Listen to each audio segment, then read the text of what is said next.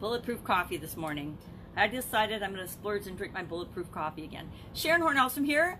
What's she up to now? Day 827. 827 days in a row. I've hopped on and discussed my transition from the brick and mortar world and corporate world, over 25 years and over a quarter century in corporate America, and 27 or so different businesses and different industries that I've worked on throughout my career before I came online. Right now, since I've come online, I've lost count of how many different things and businesses and courses and coaching programs and things that I've done. I should go back and tally that up. I'm gonna go tally that up today. I'm just curious now, what all have I done online?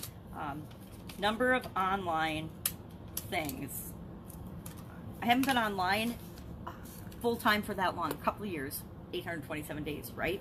I've been online doing things online and trying to duplicate my success offline online. Now, my success offline was a lot. I did a lot of things offline and made lots of money offline. So I want to recreate that online. And I am not even close. That's why I'm still doing this daily journal of what I'm doing as I make that transition. Because a lot of people, a lot of gurus tell people, oh, just do this, follow my proprietary proven system, and you'll be a millionaire by next Tuesday or by the end of the month or within 6 months or a year. And, you know, do some people pull that off?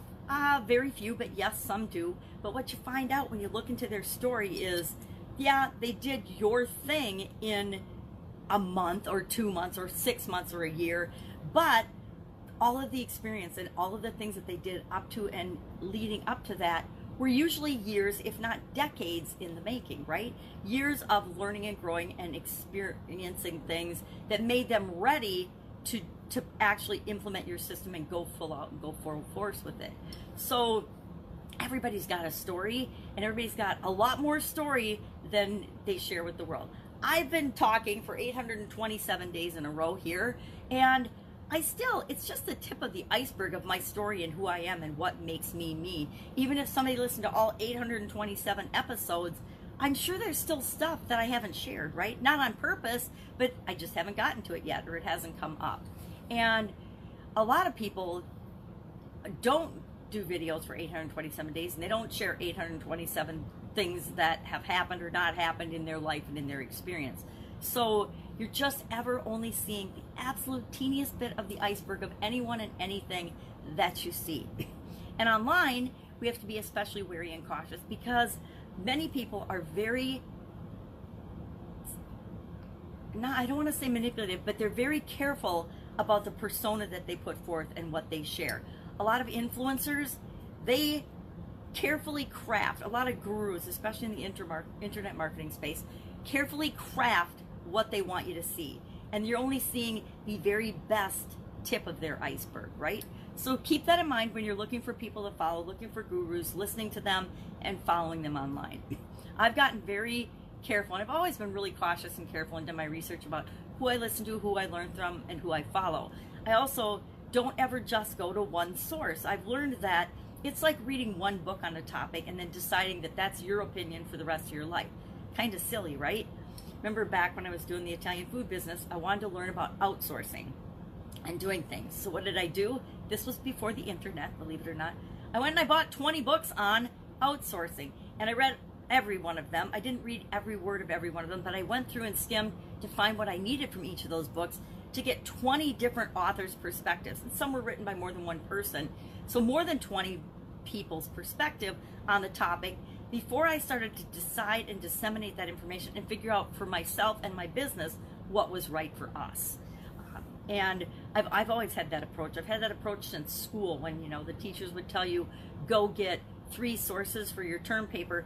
I would go over to the Hill Reference Library in St. Paul, Minnesota, and I loved that library. It was so fun and full of materials you couldn't find anywhere else in the world back then, because I could get all these different sources. So I'd have like 15 sources for my paper that we were supposed to have 3, because I liked learning and it was fun, and I loved going to the Hill Reference Library. So I've always not taken somebody else's word for something. I always like to do my own research and consider the sources and then decide, well, what do I really think about that? What is right for me in my situation? So today, thinking about what's next. What is my next thing? Just finished the 30-day Get Up and Go challenge. Also was doing 3 other people's challenges and went to a 3-day live interactive event, which was incredible, by the way, which gave me hope for my own ability to put on events. I've been, for the last couple of years, wanted to do an event. I did a women's summit because I could do that online and remotely, right? I could do that from home, and I could interview people and put together a women's summit. So I knew I could do a summit.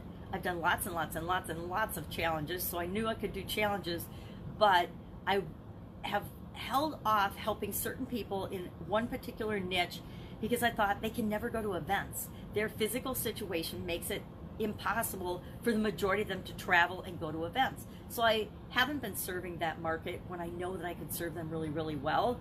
And I've just been like dabbling in it, which makes me feel a little guilty because I know I could serve them at a higher level. Because, and part of what was holding me back was I didn't know how I could get them together to interact and help one another.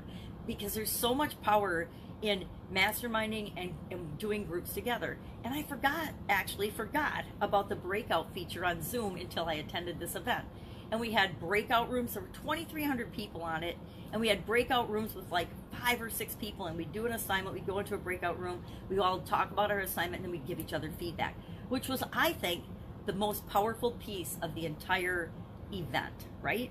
The other thing was I got to have a front row seat. Everybody gets to have a front row seat, and that's really cool. And I forgot about that feature too.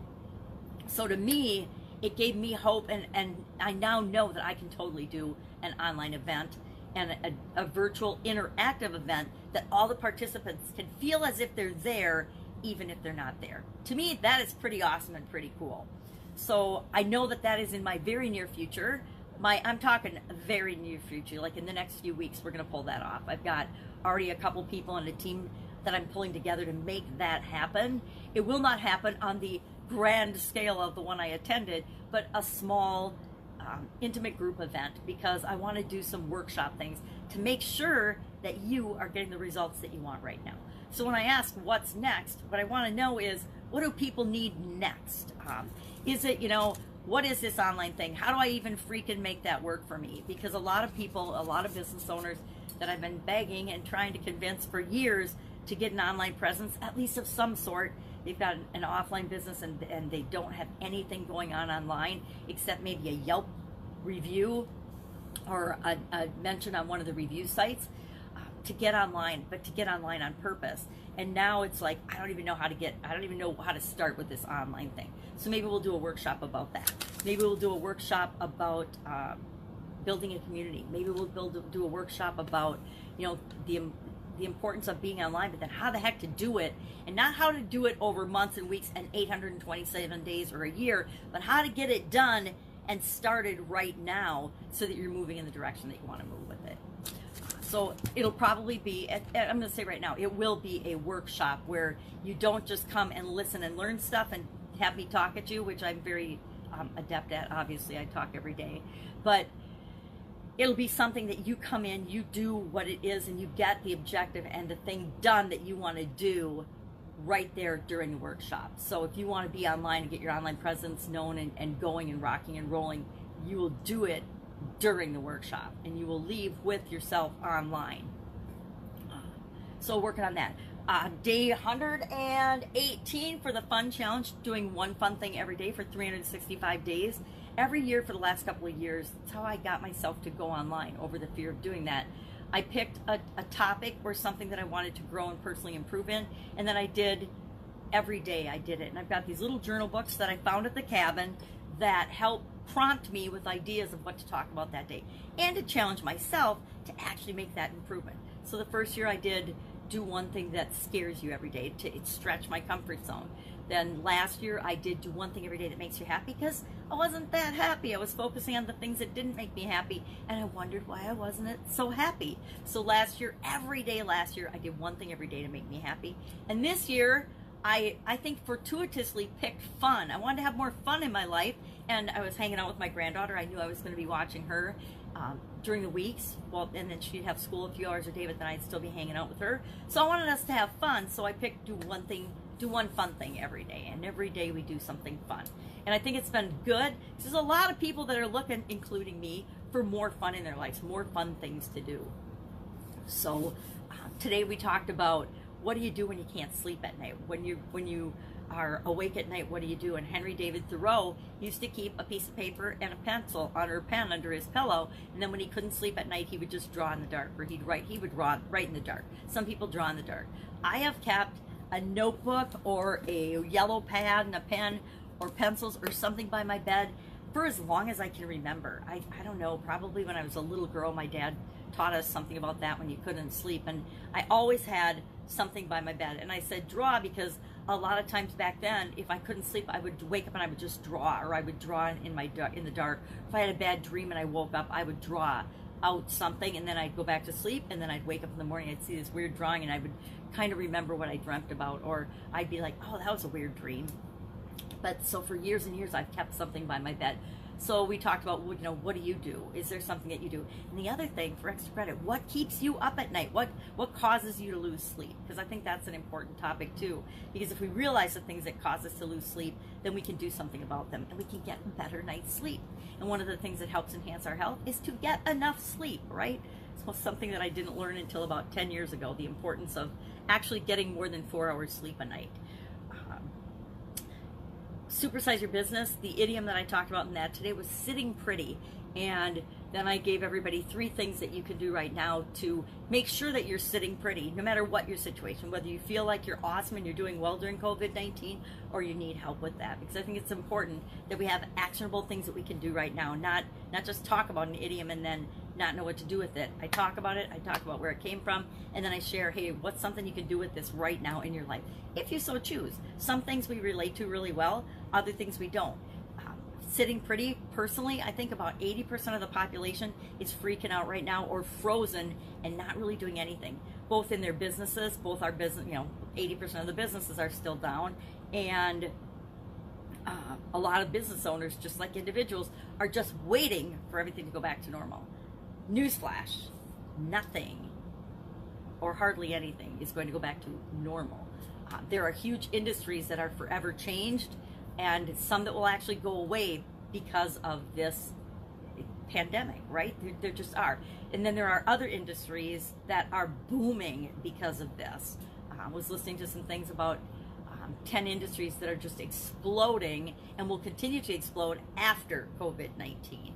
And I'll probably do a YouTube or something on that, or a video on that, because I thought it was really interesting.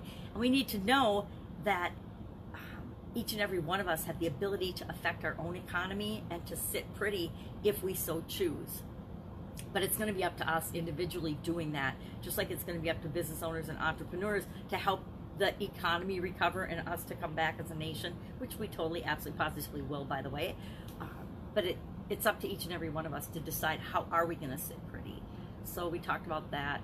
And then I am ramping up big time. I've got a 4-year-old coming in a few minutes, but then I will be, as I'm playing with her and doing something fun for sure today, I'll be ramping up my next thing and starting to roll that out. I'm going to start to contact some very cool people, because whether I do a workshop or a summit next, a virtual summit, I want to have some fun resources and fun people come.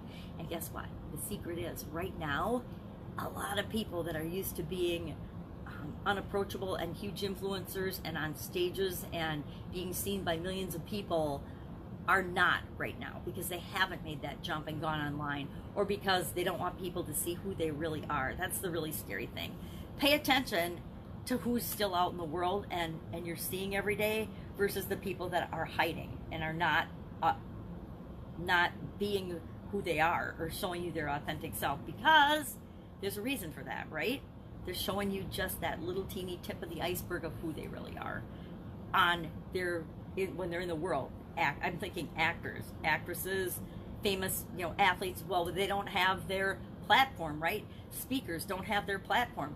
But if they don't have their platform, are they doing something to still interact with their customers and interact with us, because we're their customers, right? If they are, that tells you what kind of person they are, right? They really care about the people that they're inspiring and speaking to or showing up for it. But if they're not out still and about, got to ask yourself, why is that? Why are they not around?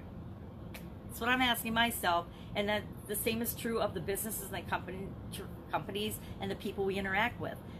What businesses have just gone dead, dark, silent, aren't communicating with people, aren't solving any problems, aren't looking for how they can help? Those are the businesses I'm not going back to, right?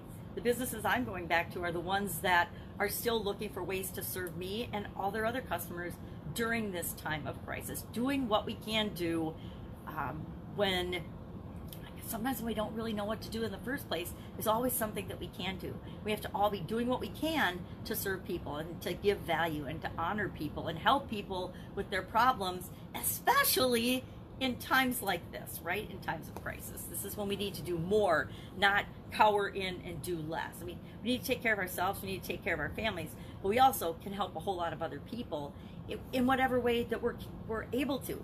Me, I can show up every day on video and share an idiom every day about what it means and how you can apply it to your life and your current situation.